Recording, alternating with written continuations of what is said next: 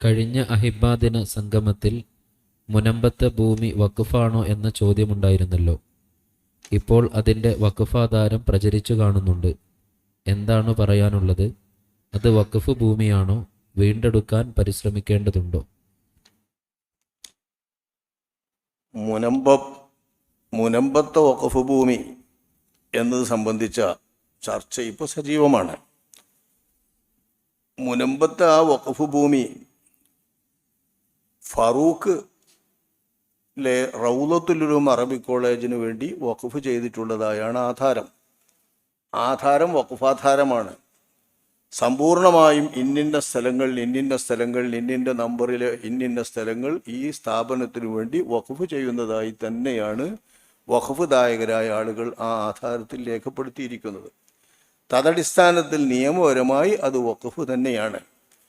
പക്ഷേ അതിൻ്റെ അവസാനത്തിലെ ഒരു വ്യവസ്ഥയുമായി ബന്ധപ്പെട്ടാണ് അക്കാര്യത്തിൽ ചില ആളുകൾക്ക് വസ്വാസ്. എന്ന് വെച്ചാൽ വീണ്ടെടുക്കുന്നു എന്നുള്ളത് പ്രത്യേകം വ്യവസ്ഥ ചെയ്തിരിക്കുന്നു എന്ന്. ആ നിലയിലുള്ള, അതായത് നമ്മൾ കഴിഞ്ഞ പ്രാവശ്യം പറഞ്ഞിട്ടുണ്ട് വീണ്ടെടുക്കുന്നത് വ്യവസ്ഥ ചെയ്താൽ എങ്ങനെയെന്ന്. അതായത് എനിക്ക് തന്നെ തിരിച്ചു വരും എന്നതിനുള്ള സ്വാതന്ത്ര്യം വ്യവസ്ഥ ചെയ്തിട്ടുണ്ടെങ്കിൽ ആ വ്യവസ്ഥ വഖഫിന് എതിരാണ്.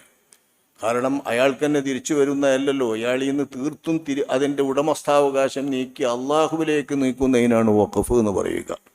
അപ്പം ആ വഖഫ് എന്ന് പറയുന്നതിൻ്റെ തത്വത്തിന് തന്നെ വിരുദ്ധമാണ് എനിക്ക് തന്നെ ഇത് തിരിച്ചെടുക്കാനോ അല്ലെങ്കിൽ എനിക്ക് തന്നെ ഇത് തിരിച്ചു വരാനോ അവകാശമുണ്ടായിരിക്കും, സ്വാതന്ത്ര്യമുണ്ടായിരിക്കും എന്ന് വ്യവസ്ഥ ചെയ്യുന്നത്.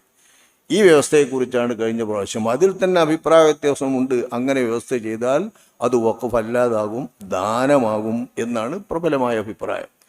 ഈ വഖഫാധാരത്തിൽ വാസ്തവത്തിൽ അങ്ങനെയുമല്ല. ഇത് വഖഫ് ചെയ്യപ്പെട്ടിരിക്കുന്ന സ്ഥാപനം ഫാറൂഖ് റൗളത്തുൽ ഉലൂം അറബി കോളേജാണ്. ഈ ഫാറൂഖ് കോളേജ് ഇല്ലാതാവുകയോ അതിൻ്റേതായ സംഭവങ്ങളൊക്കെ ഇല്ലാതാവുകയോ സ്വത്ത് ശേഷിക്കുകയോ ചെയ്താൽ അത് വീണ്ടെടുക്കാനുള്ള അവകാശം ഇത് വഖഫ് ചെയ്തയാൾക്കും അവരുടെ അനന്തരഗാമികൾക്കും ഉണ്ടാകും എന്ന് പറയുന്നതാണ് അതിലെ വ്യവസ്ഥ. ഇത് വാസ്തവത്തിൽ ഇതിൻ്റെ അവസാനം ഇത് എവിടേക്കാണോ വഖഫ് ചെയ്തെങ്കിൽ ആ മസ്രിഫ് ഇല്ലാതായാൽ എന്ന വ്യവസ്ഥ പ്രയോഗിച്ച് ആ വ്യവസ്ഥ പ്രകാരം അത് വീണ്ടെടുക്കാനുള്ള അധികാരമുണ്ടാകുന്നതാണ്. അതതിൻ്റെ നിശ്ചിതമായ നോട്ടത്തിൻ്റെ അധികാരം വീണ്ടെടുക്കാമെന്നാകാം, സ്വത്ത് തന്നെ വീണ്ടെടുത്തിട്ട് മറ്റേതെങ്കിലും നിലയ്ക്ക് കൈകാര്യം ചെയ്ത് വഖഫ് ചെയ്യാമെന്നാകാം. അതുകൊണ്ട് തന്നെ ആ വ്യവസ്ഥ എന്നതുകൊണ്ട് അത് വഖഫല്ലാതാകുന്നില്ല എന്നാണ് അതുമായി ബന്ധപ്പെട്ട നിയമങ്ങൾ പരിശോധിക്കുമ്പോൾ മനസ്സിലാകുന്നത്. അതേസമയം ഇനി ആ നിയമപ്രകാരം വഖഫ് അല്ലെന്ന് വരികയാണ്. എന്നാൽ എന്താണ്? എന്നാൽ ഫാറൂഖ് കോളേജിന് ദാനമാണ്. ദാനമായാലും വഖഫായാലും ആ സ്വത്ത് ഫാറൂഖ് കോളേജിനുള്ള സ്വത്താണ്. അള്ളാഹുവിൻ്റെ മാർഗത്തിൽ ഫാറൂഖ് കോളേജിന് വേണ്ടി ചെലവാക്കപ്പെട്ട, ഫാറൂഖ് കോളേജിന് വേണ്ടി ഈ ഉടമസ്ഥൻ കൈയൊടിഞ്ഞു കൊടുത്തിട്ടുള്ള സ്വത്താണ്. വഖഫ് എന്ന സാങ്കേതിക ശബ്ദം അതിന് പറയാൻ പറ്റുമോ? അതല്ല ദാനം എന്നാണോ പറയേണ്ടത് എന്നേ ഈ വ്യവസ്ഥ ഉണ്ടെങ്കിൽ പോലും, ശരിക്കും മടങ്ങുക എന്ന സ്വാതന്ത്ര്യം നൽകുന്ന തരത്തിലുള്ള വ്യവസ്ഥ ഉണ്ടെങ്കിൽ പോലും അത് ഹിബത്താകും, ദാനമാകും എന്നേ ഉള്ളൂ. ദാനമായാലും വഖഫായാലും ഇത് ഫാറൂഖ് കോളേജിനുള്ള സ്വത്താണ്. ഫാറൂഖ് കോളേജിനുള്ള സ്വത്ത് ആരെങ്കിലും കയ്യേറ്റം ചെയ്താലോ അത് അന്യാധീനപ്പെട്ടു പോകുന്നുണ്ടെങ്കിലോ അത് തടയേണ്ട ബാധ്യത ആർക്കാണ്? ഫാറൂഖ് കോളേജിന്. ഫാറൂഖ് കോളേജിൻ്റെ അധികൃതരാണ് അത് കൈകാര്യം ചെയ്യേണ്ടത്. അവരാണത് തടയേണ്ടത്. കയ്യേറ്റത്തെ തടയേണ്ടത് അവരാണ്. കയ്യേറ്റം ചെയ്തിട്ടുള്ളവരിൽ നിന്ന് പിടിച്ചു വാങ്ങണമെങ്കിൽ നിയമപരമായി അത് പിടിച്ചു വാങ്ങാനും തിരിച്ചു പിടിക്കാനും വേണ്ട നടപടികൾ സ്വീകരിക്കേണ്ടവരും ഫാറൂഖ് കോളേജിൻ്റെ അധികൃതരാണ്. അപ്പോൾ ഫാറൂഖ് കോളേജിൻ്റെ അധികൃതരും കയ്യേറ്റം ചെയ്തവരും തമ്മിലുള്ള ഒരു നിയമപരമായ പ്രശ്നമാണിത്, കയ്യേറ്റ പ്രശ്നം.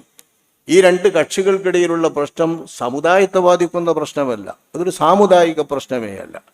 അതുകൊണ്ട് തന്നെ ഒരു സാമുദായിക പ്രശ്നം എന്ന നിലയ്ക്ക് ഇതിന് കാര്യമില്ല, അതിനെ സംസാരിക്കേണ്ട കാര്യവുമില്ല, അതിലിടപെടേണ്ട കാര്യവുമില്ല. രാജ്യത്ത് സംസ്ഥാനാടിസ്ഥാനത്തിൽ തന്നെ വഖഫ് ബോർഡുകളുണ്ട്. വഖഫ് സ്വത്തുക്കളൊക്കെ നഷ്ടപ്പെടുകയോ അന്യാധീനപ്പെടുത്തുകയോ കയ്യേറ്റം നടക്കുകയോ ചെയ്താൽ വഖഫ് ബോർഡിൽ രജിസ്റ്റർ ചെയ്യപ്പെട്ടിട്ടുള്ളതാണെങ്കിലും വഖഫ് ബോർഡിൽ രജിസ്റ്റർ ചെയ്യപ്പെടേണ്ടതാണെങ്കിലും വഖഫ് ബോർഡുകൾക്ക് അതിന് ഇടപെടാനുള്ള അവകാശമുണ്ട്. ഈ അവകാശപ്രകാരം വഖഫ് ബോർഡുകൾ ഇക്കാര്യത്തിൽ ഇടപെട്ടുകൊണ്ട് നിയമ നടപടികൾ സ്വീകരിക്കുന്നെങ്കിൽ അത് സ്വീകാര്യമാണല്ലോ. ഫാറൂഖ് കോളേജിൻ്റെ അധികൃതരും നിയമപരമായിട്ട് ഈ കയ്യേറ്റം ചെയ്യപ്പെട്ട ഭൂമികളോ അന്യാധീനപ്പെട്ട ഭൂമികളോ തിരിച്ചു പിടിക്കാൻ ശ്രമിക്കുന്നുണ്ടെങ്കിൽ അതും ന്യായമാണല്ലോ. ന്യായമായി നിയമപരമായ രീതിയിലൂടെ അത് കൈവശപ്പെടുത്താനും തിരിച്ചു പിടിക്കാനും ആരെങ്കിലും കയ്യേറ്റം നടത്തി സ്വന്തമാക്കാൻ ശ്രമിക്കുന്നുണ്ടെങ്കിൽ തടയാനുമൊക്കെയുള്ള അധികാരം ഫാറൂഖ് കോളേജിൻ്റെ അധികാരികൾക്കും അതേപോലെ വഖഫ് സ്വത്തുക്കളെ നിയന്ത്രിക്കുന്ന വഖഫ് ബോർഡിനുമാണ്. ഇത് സമുദായം ഒരിക്കലും രണ്ട് സമുദായങ്ങളോ മറ്റ് സമുദായങ്ങളോ എന്നുള്ള പേരിലെടുക്കേണ്ട ഒരു പ്രശ്നം അല്ല.